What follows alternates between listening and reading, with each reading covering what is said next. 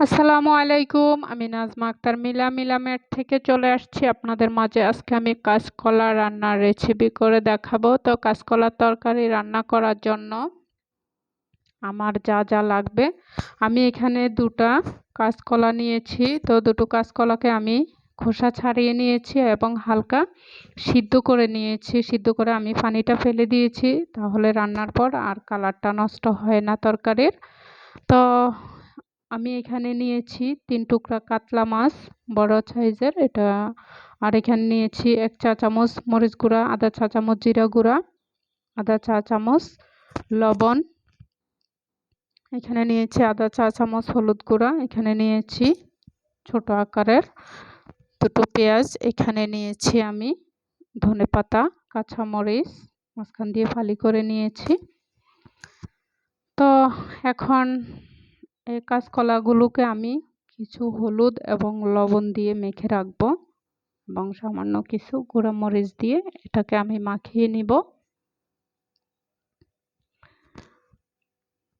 তো এটা মেখে রাখলে আসলে তরকারির কালারটা সুন্দর হবে, কারণ যেহেতু কলার ভিতরে একটা কষ থাকে, তো কালারটা নষ্ট হয়ে যায়। আর এখানে আমি আগে থেকে ফ্রাই প্যানে তেল বসিয়ে নিয়েছি। এখন তেলটা আমার গরম হয়ে গেছে। আমি মাছটাকে হলুদ এবং লবণ দিয়ে মেখে রেখেছিলাম। এখন এই ৩ টুকরা মাছকে আমি ভেজে নিব খুব ভালো করে।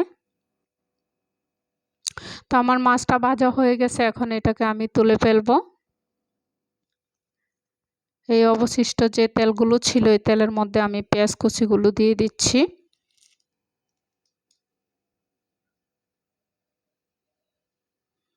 তো পেঁয়াজটাকে আমি কিছুক্ষণ ভেজে লাল করে নিব। খুব বেশি লাল করব না, জাস্ট হালকা একটু ভেজে নিব নরম হওয়া পর্যন্ত। তো আমার পেঁয়াজটা মোটামুটি প্রায় ভাজা শেষ। এখন যেখানে আমি আগে থেকে এখানে নিয়েছি ১ চা চামচ পেঁয়াজ বাটা এবং আধা চা চামচ রসুন বাটা। এখন এটা আমি পেঁয়াজের সাথে অ্যাড করে দিলাম। এখানে দিয়ে দিচ্ছি আমি লবণটা। আমি আধা চা চামচ লবণ নিয়েছিলাম, অবশিষ্ট যেগুলো ছিল। তো এখন এগুলো দিয়ে দিলাম। এখানে দিয়ে দিচ্ছি আমি গুঁড়া মরিচ এবং জিরে বাটা, জিরে গুঁড়া। আপনারা চাইলে জিরা বাটাটাও দিতে পারেন। আর এখানে দিয়ে দিচ্ছি হলুদ গুঁড়াটা। এখন এটাকে আমি পেঁয়াজের সাথে ভালো করে মিক্স করে নিব এবং আধা কাপ পরিমাণ পানি দিয়ে এখন এটাকে আমি কিছু সময় জাল করে নিব। আর এখানে আমি দিয়ে দিচ্ছি কাঁচামরিচটাও। এখন এটাকে আমি ঢাকনা দিয়ে ঢেকে দিব। তো মশলাটাকে সবসময় চেষ্টা করবেন ভালো করে কষানোর জন্য, তাহলে সবসময় রান্নাটা ভালো হয়। তো আমার মোটামুটি এটা কষানো শেষ। আমি অনেকবার নেড়ে ছেড়ে নিয়েছিলাম এর মাঝে। এখন এখানে আমি কলাগুলো দিয়ে দিব।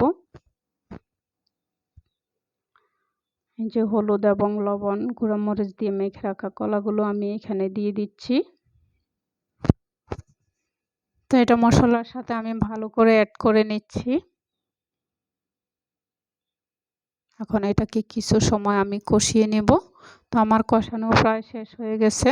এখন এখানে আমি ১ কাপ পরিমাণ পানি দিয়ে দিচ্ছি।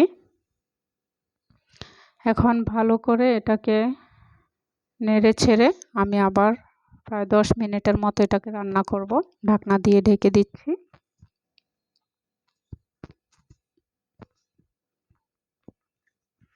তো আমার কিছু সময় বলক আসার পর আমি আমার যে মাছগুলো দিয়ে দিব।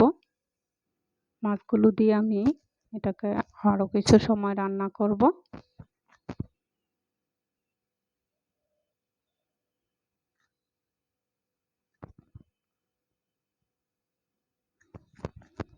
তো এই যে আমার রান্নাটা এই পর্যায়ে চলে আসছে। এখন আমি আগে থেকে কুচি করে রাখা ধনেপাতাগুলো দিয়ে দিচ্ছি।